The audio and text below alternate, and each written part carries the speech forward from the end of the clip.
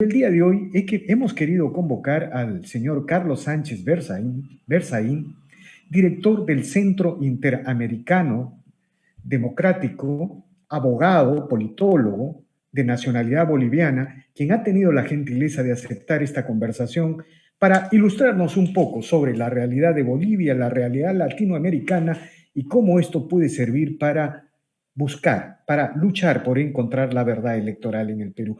Buenas tardes, señor Sánchez. Gracias por el diálogo. Mucho gusto saludarlo, encantado, felicidades por su programa y un saludo a toda su audiencia. Bueno, señor Sánchez, acá en el Perú, bueno, usted seguramente está muy enterado de lo que está sucediendo, ¿no es cierto? Una de las partes, es decir, Keiko Fujimori de Fuerza Popular, ha planteado que se revisen todas las actas impugnadas, las actas observadas por un organismo electoral llamado la OMPE, las actas con demanda de nulidad, que se revisen y se contrasten con el padrón electoral. Pero esto no ha sido aceptado por la mayoría de la Corte Electoral. Y por otro lado, también se ha conocido que uno de los magistrados ha declinado irrevocablemente a seguir integrando la Corte Electoral y la Corte Electoral se ha quedado sin quórum. No puede continuar con este dramático cómputo.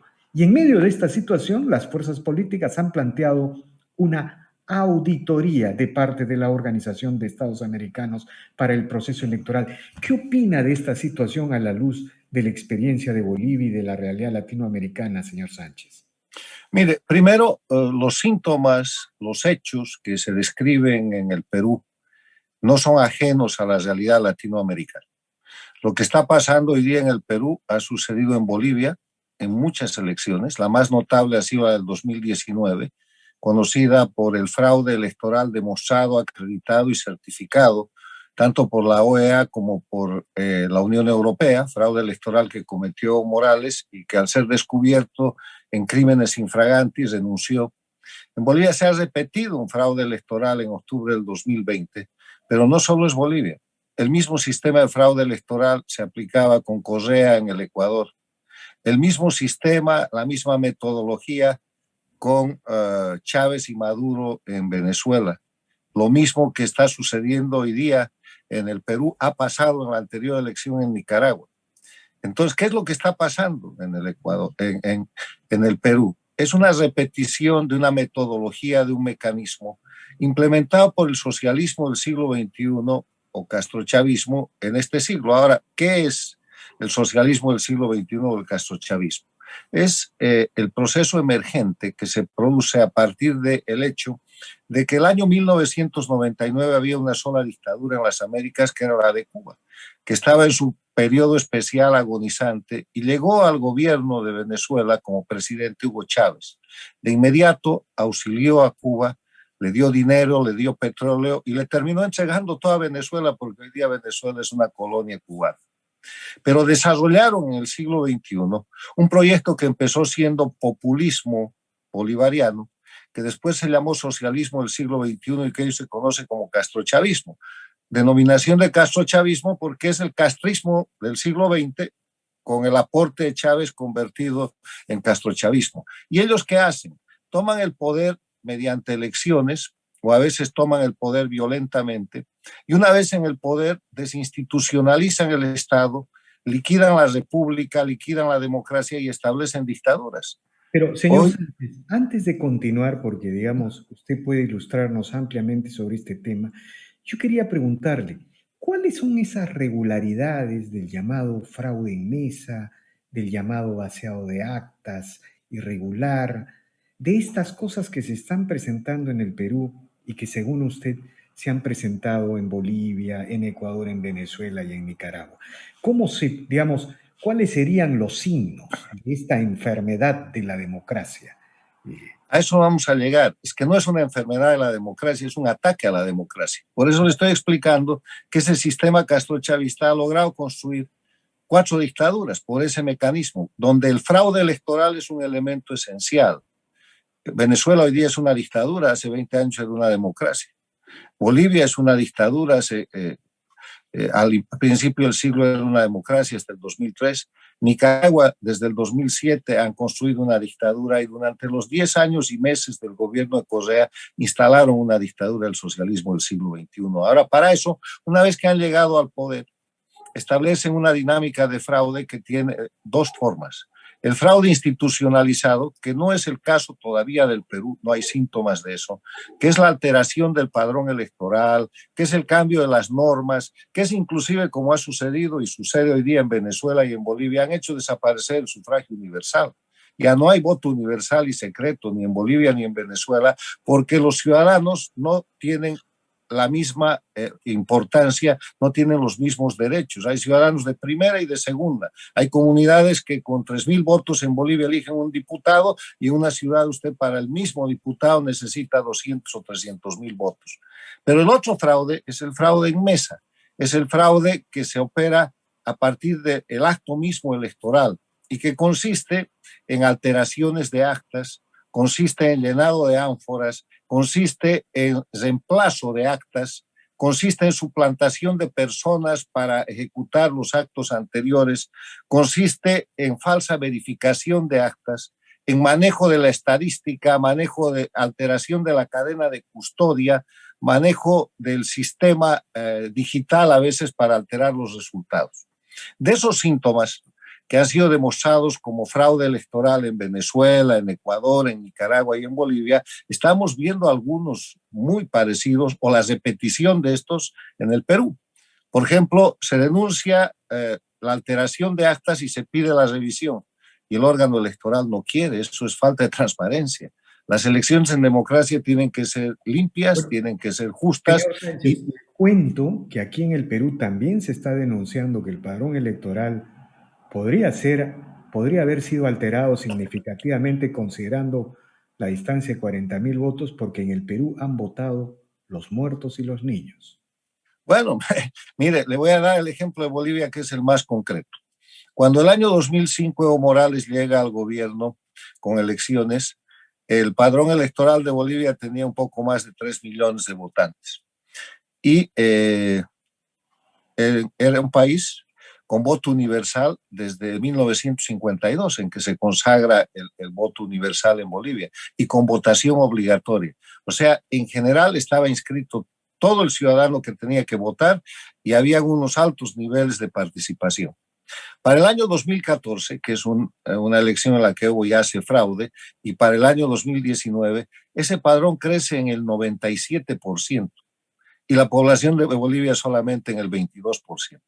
Vaya usted a explicar dónde está eso. Hay 1,5 millones de votos fantasma en ese padrón de Bolivia y para no demostrar el fraude electoral que han cometido el 20 de octubre del año pasado, no se aclara, no se esclarece y acaba el gobierno de Bolivia de dictar una ley donde el Ministerio del Interior se hace cargo del control de la identificación y del control de los registros de las personas, porque de esa manera van a seguir tapando el fraude que han cometido.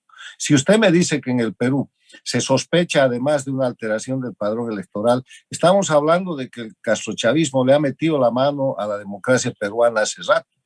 Lo que nosotros vemos de afuera es que hay indicadores muy concretos, síntomas muy graves de actos de comisión de fraude electoral en el proceso de la votación, en el manejo del voto, en el cómputo de voto, en la cadena de custodia, en la estadística del proceso.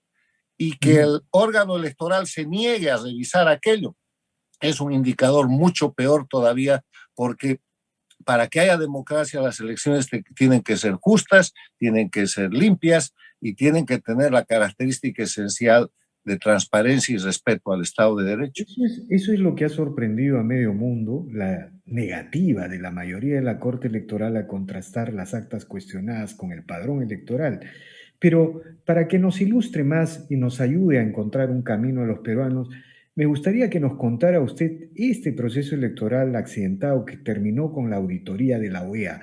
Era la cuarta vez que Evo Morales, digamos, iba por la reelección, ¿no es cierto? Iba por la reelección pese a haber tenido un referéndum en contra, porque él quería cambiar la propia constitución con que se había elegido elegido, reelegido por tercera Bueno, vez. el proceso boliviano es un proceso penoso porque es un proceso de ocupación de Bolivia por este sistema transnacional. Por eso yo he empezado describiéndole lo que es el socialismo del siglo XXI, lo que es el castrochavismo, para que ustedes no cometan el error de no identificar al enemigo. Hoy día el Perú está acosado por el castrochavismo que es dirigido desde Cuba y Venezuela y operado por Bolivia, por Nicaragua y soportado además por los gobiernos de Argentina y de México, que aunque Argentina y México son países con democracia, los gobiernos de Alberto Fernández y de López Obrador se han puesto al servicio del castrochavismo y su política exterior ha votado en contra de los derechos humanos en la OEA, ha destrozado el Grupo de Lima, ha reconocido al dictador Maduro, está apoyando a la dictadura de Cuba y ha permitido el retorno de Evo Morales a Bolivia. Entonces, no hay error más grande cuando uno tiene un inconveniente que no conocer quién es el adversario. Y el adversario del Perú hoy día se llama este movimiento transnacional, socialismo del siglo XXI, castrochavismo, que opera además a través del Foro de Sao Paulo y que ha generado una identificación de las Américas en el siglo XXI de dos Américas, una democrática y la otra dictatorial. Y es la América dictatorial la que se reúne el año 2019 en Caracas y en La Habana, en el Foro de Sao Paulo, y después dicen que van a hacer un ataque a la democracia y vemos producirse el incendio de Chile, que ha terminado con una asamblea constituyente que ahora empieza.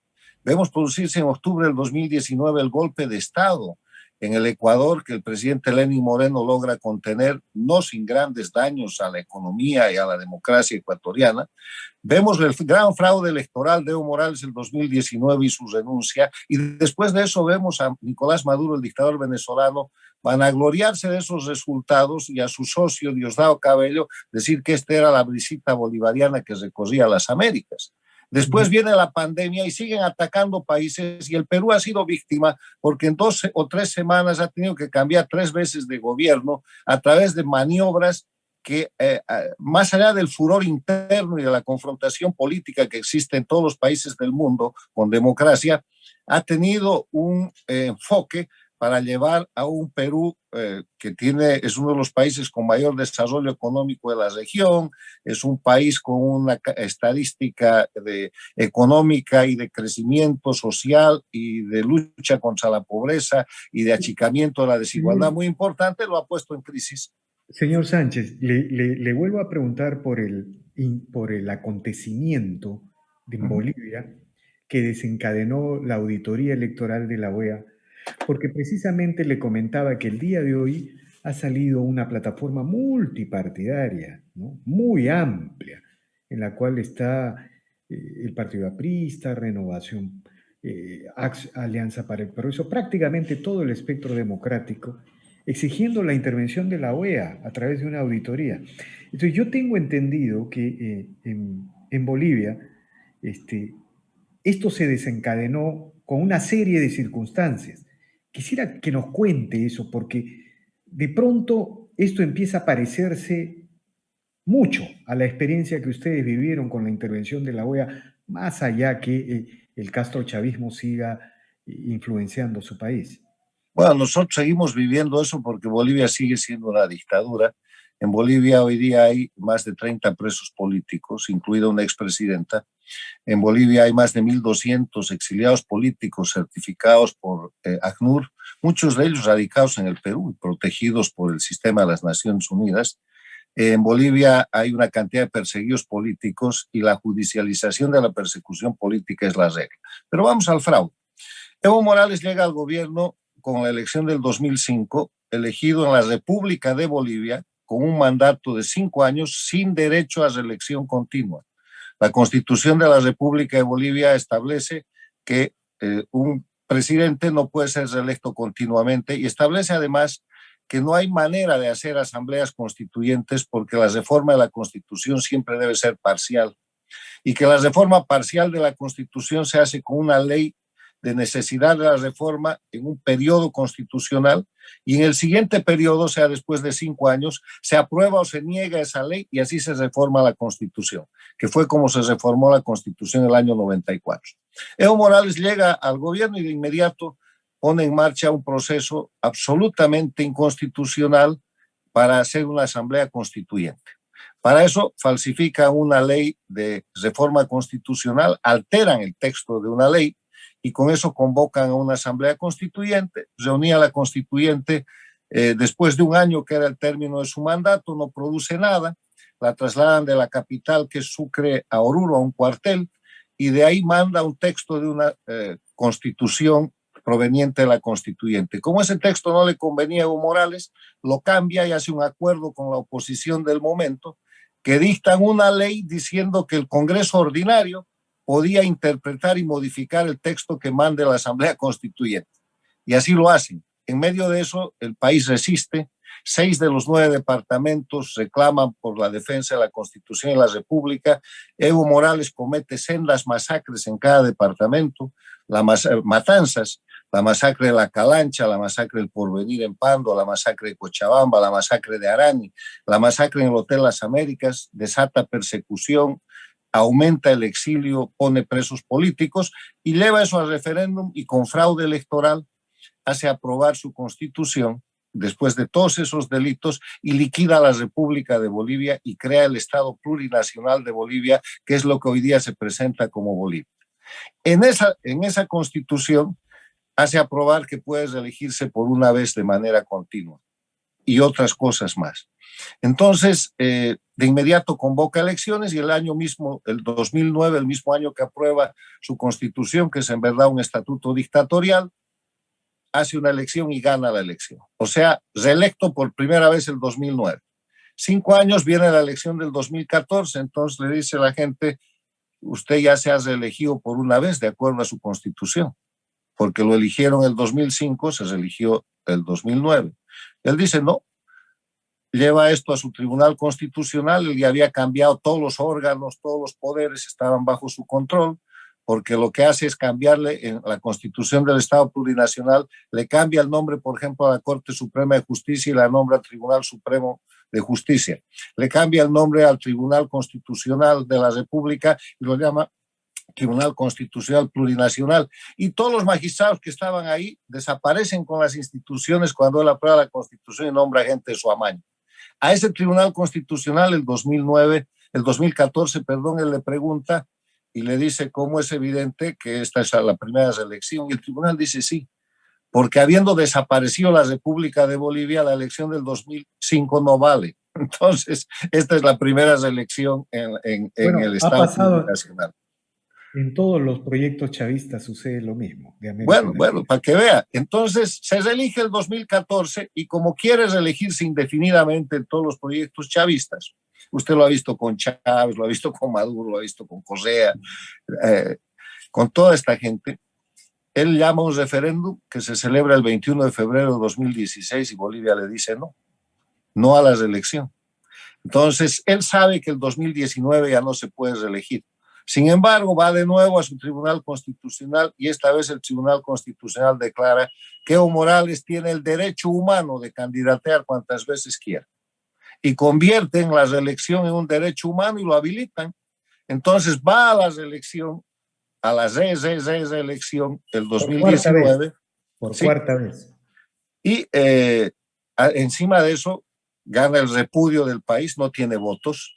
Se calcula que el apoyo real a Evo Morales está por debajo del 20% en la elección del 2019 y él quiere ganar en primera vuelta, entonces falsifica abiertamente, además del padrón electoral que ya venía falsificado, además de la identificación personal manipulada, además de que la constitución de su Estado plurinacional reconoce ciudadanos de primera y ciudadanos de segunda, haciendo desaparecer la igualdad, que es la esencia del sufragio universal, hace falsificación en mesa, altera actas, llena ánforas, viola la cadena de custodia, como sucedió en Ecuador con Correa, como sucedió con Chávez y Maduro, se apaga la luz, cuando se vuelve a prender la luz en pleno cómputo, aparece ganando.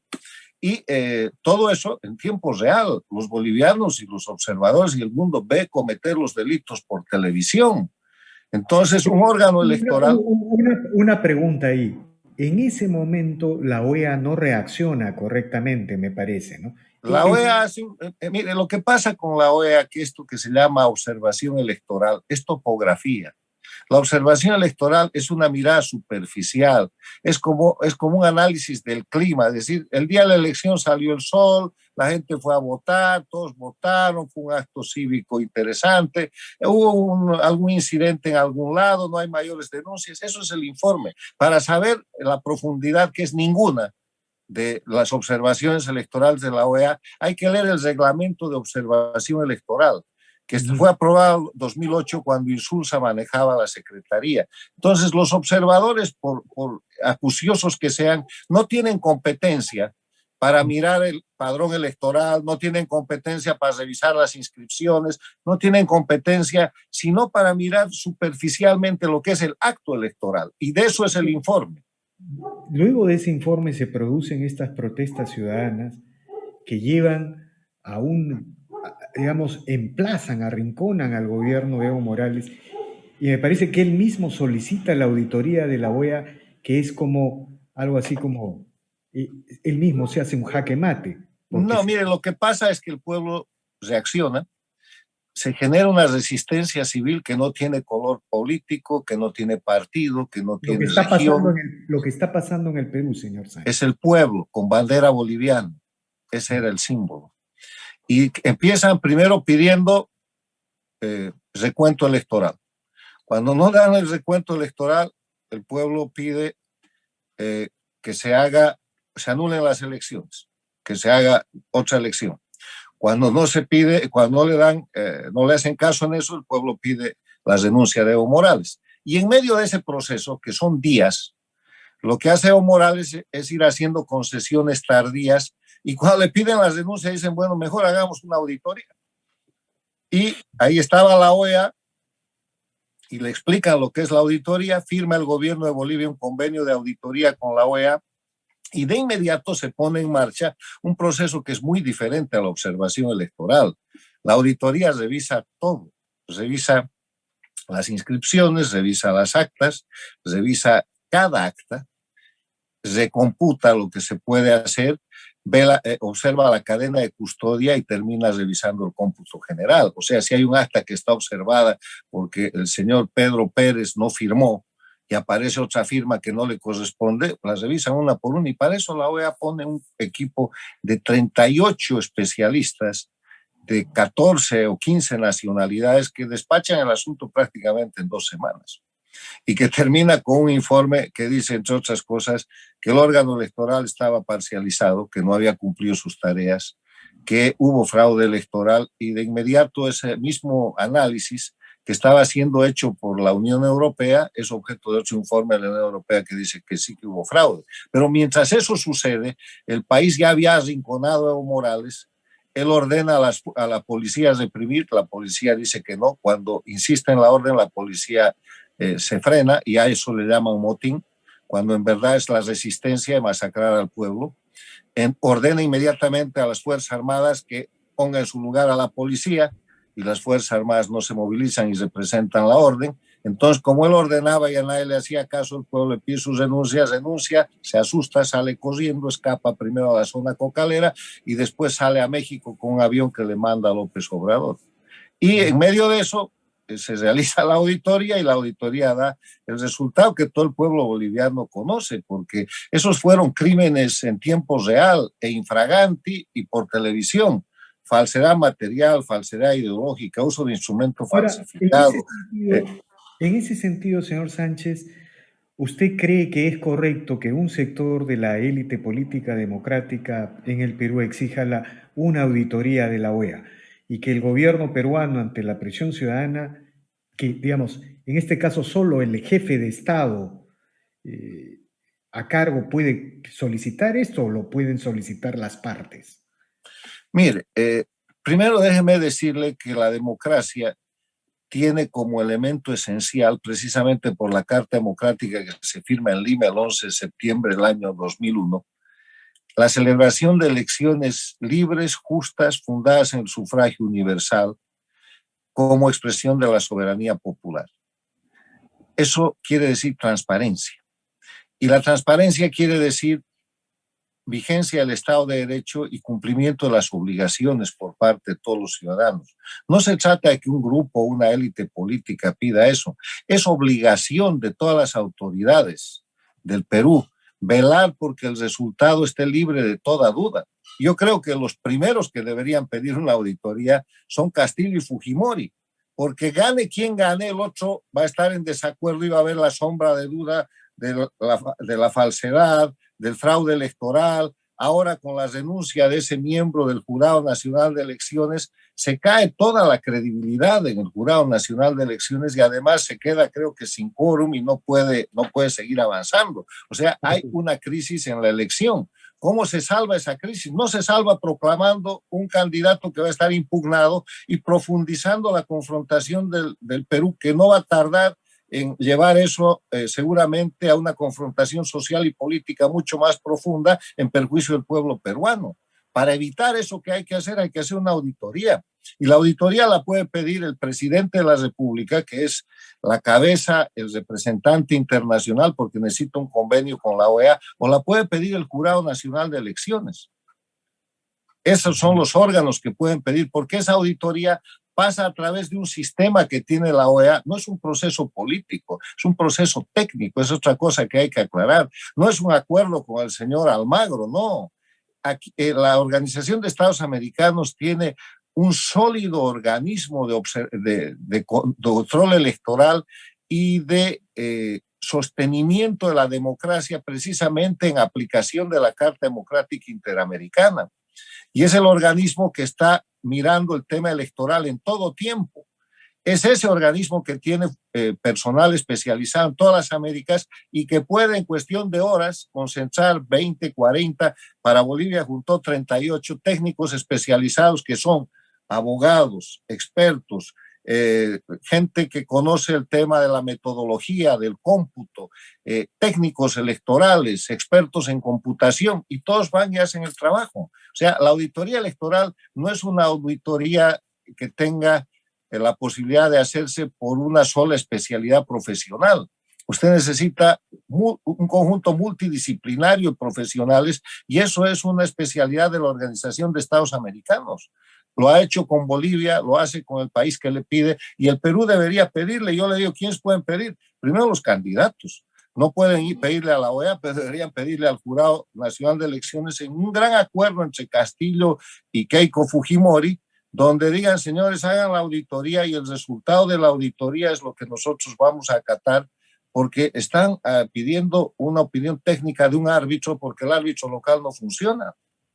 Entonces, si ellos no lo quieren hacer, porque eso sería una gran señal política al Perú, si no lo hacen los candidatos y prefieren mantenerse atrincherados sin buscar un camino de solución, lo tiene que hacer el Jurado Nacional de Elecciones. Como el Jurado Nacional de Elecciones ya está bajo duda de su imparcialidad y de su transparencia, la manera de mostrar que lo que ha hecho hasta aquí es correcto y que está procediendo de acuerdo a derecho es que el jurado pida y puede pedirle al órgano electoral de la OEA y eso procede. Y si nadie quiere hacerlo, el presidente de la República, como cabeza en el derecho internacional, puede firmar un convenio con la OEA para promover esa auditoría rápidamente. No hay un órgano más preparado técnicamente que la OEA, que conozca más la realidad de los países, que además están bajo el mandato de la Carta Democrática Interamericana, porque la Carta Democrática Interamericana en el Perú, en Bolivia, en Venezuela, es ley nacional.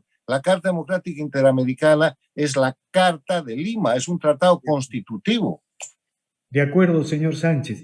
Le agradezco infinitamente por este diálogo tan revelador, tan instructivo que puede guiar hacia una salida a la crisis política peruana, pero me temo que el candidato Castillo y tampoco el propio presidente Sagasti van a ser partícipes de una auditoría internacional porque de alguna manera han sido protagonistas. A ver, mire, yo quiero decirle lo siguiente, ¿qué quiere el pueblo peruano? Que les respeten su voto. Y para eso haya apoyado a Castillo o haya apoyado a Fujimori, quiere saber la verdad. Y la reacción popular y la rabia y la confrontación se produce a partir del momento de que no hay transparencia, de que la gente se siente engañada.